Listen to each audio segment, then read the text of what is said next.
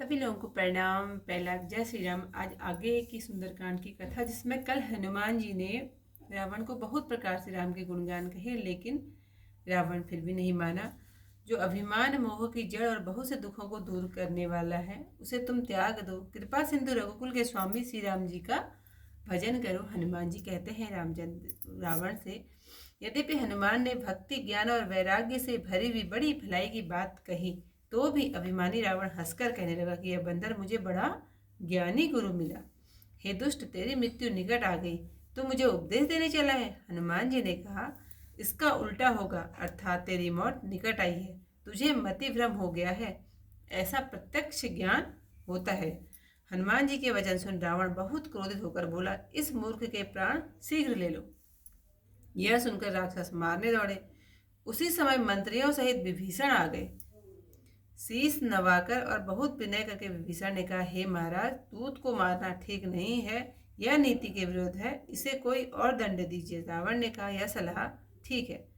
यह सुनकर रावण हंसकर कहने लगा, अच्छा, इस बंदर को अंग भंग करने जाने दो।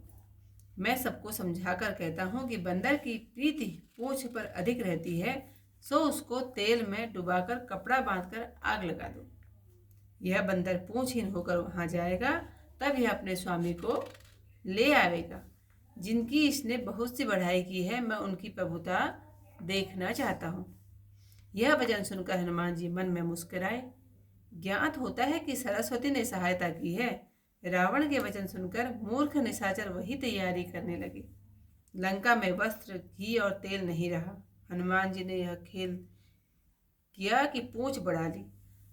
नगर में लोग तमाशा देखने आए। वे हनुमान जी को लात मारते हैं, ढोल बजा रहे हैं, लोग तालियां पीटते हैं। हनुमान जी को सारी लंका में घुमाकर पूंछ में आग लगा दी। आग लगी देखकर हनुमान जी तुरंत छोटे हो गए और फिर कूद कर सोने की अटारियों पर चढ़ गए। उन्हें देखकर निशाचरियों की जो स्त्रियां थी वो डर गई।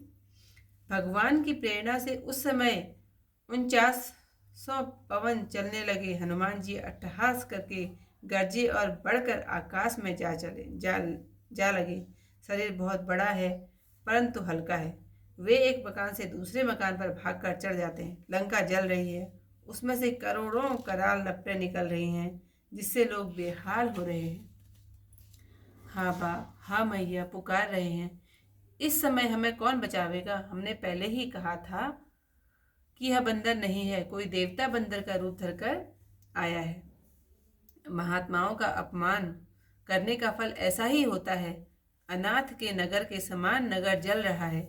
महावीर जी ने क्षण में नगर जला दिया, केवल एक विभीषण का घर नहीं जलाया। शिव जी कहते हैं, हे पार्वती, हनुमान जी तो उन्हीं के दूत हैं जिन्होंने अग्नि को बनाया है, इसी कारण वे अग्नि से नहीं जलते हैं। कपि ने लंका को उलट पुलट कर जलाया और समुद्र में कूद पड़े। फिर हनुमान जी पूंछ बढ़ाकर थकावट दूर करने के लिए छोटा सा रूप बनाकर जानकी जी के आगे हाथ जोड़कर आ खड़े हुए और बोले, हे माता, मुझे कुछ चिन्ह दीजिए, जैसे श्री रामचंद्र जी ने मुद्रिका दी थी। तब सीता जी ने चूड़ामणि उतार कर दी। हनुमान जी ने उसे प्रसन्नता पूर्वक ले लिया। सीता जी ने कहा, हे तात, प्रभु से मेरा प्रणाम कहकर ऐसा कहना कि आप तो सब प्रकार से पूर्ण काम हैं, पर आप अपने दीन दयालु होने के यश को याद करके मेरे भारी संकट को दूर करिए। हे तात, इंद्र के पुत्र जयंत की कथा सुनाना और प्रभु को उनके बाण का प्रताप स्मरण कराना। यदि नाथ 1 महीने भर ना आवेंगे तो मुझे जीवित ना पावेंगे।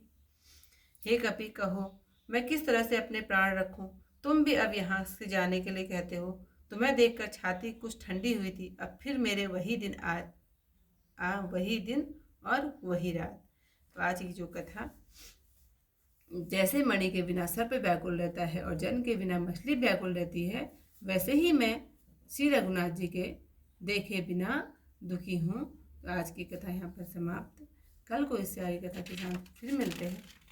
तब तक चौपाइयाँ। यद्यपि कही कपि अति हित बानी, भगति विवेक विरति नय सानी। बोला विहसी महा अभिमानी, मिला हमहि कपि कुर बड़ ज्ञानी। मृत्यु निकट आई खल तो ही, लागसी अदम सिखावन मोही। उल्टा होई का हनुमाना, मति भ्रम तोर प्रकट में जाना। सुनी कपि वचन बहुत खिसियाना, वेगी न हरहु मूढ़ कर प्राणा। सुनत निशाचर मारन धाये, सचिवन सहित विभीषण आए। नाय शीस कर विनय बहुता, नीति विरोध न मारिय दूता। आन दंड कछु करिय गुसाई, सबई कहा मंत्र बल भाई। सुनत बिहसी बोला दस कंधर, अंग अंग करि पठियहि बंदर। कपि के ममता पूछ परा, सबई कहउँ समुझाई। तेल मोरि पट बाधि पुनि, पावक देहु लगाई। पूछइन बानर तह जाई, तब सठ निज नाथै लई आए। जिनके कीनसि बहुत बड़ाई, देखौ मैं तिनके प्रभुताई। वचन सुनत कपि मन मुस्काना, भई सहाय सादर में जाना। जातु धान सुनि रावण बचना, लागे रचे मूढ़ सोई रचना। रहा न नगर वसन गत तेला, बाड़ी पूछ कीन कपि खेला। कौतुक कह आए पुरवासी, मारहि चरण करहि भौ हासी। बाजहि ढोल देहि सब तारी, नगर फेरी पुनि पूछ प्रजारी। पावक जरत देहि हनुमंता, भयउ परम लघु रूप तुरंता। निबुखि चढ़ेउ कपि कनक अटारी, भई सभीत निशाचर नारी। हरि प्रेरित तेहि अवसरा, चले मरुत 49। अट्ठहास करि गर्जा कपि, कपि बड़ी लगी आकाश। देह विशाल परम हरुआई, मंदिर तय मंदिर चढ़ जाई। जय नगर भालोक बिहाला, लपट झपट बहु कोटि कराला। तात मातु हा सुनिय पुकारा, एहि अवसर को हम ही उबारा।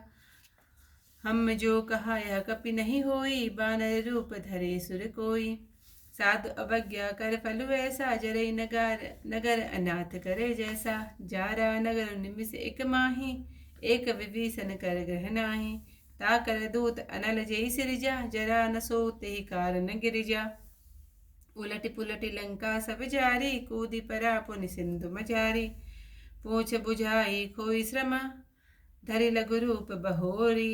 जनक सुता के आगे, ठाड़ भयउ कर जोरी। मातु मोहि दीजय कहु चीना, जैसे रघुनायक मोहि दीना। चूड़ामणि उतारि तब दयउ, हरस समेत पवन सुत लयउ। कहेउ तात अस मोर प्रणामा, सब प्रकार प्रभु पूरन कामा। दीन दयाल बिरद संभारी, हरहु नाथ मम संकट भारी। तात सकल सुत कथा सुनाए, सुबान प्रताप प्रभु समुझाए। मास दिवस महु नाथ न आवा, तो पुनि मोहि जियत नहीं पावा। कहूँ कपि ते केहि विधि राखो प्राणा, तुमहु तात कहत अब जाना। तो ही देख शीतल भई छाती, मुनि पुनि मोह कहूँ सोई दिन सो राती। जिमि मणि बिनु व्याकुल भुजगा, जल बिनु व्याकुल मीना। तिमि देखे रघुनाथ बिनु, तलपत हों मैं दीन। सियावर रामचंद्र पद जय शरणम, शंकर हरि ओम जय जय सिया राम। मंगल भवन अमंगल हारी, उमा सहित जय जपत मुरारी। इससे आगे कथा के साथ आपको कल को फिर मिलते हैं, तब तक के लिए सभी लोगों को प्रणाम। जय श्री राम।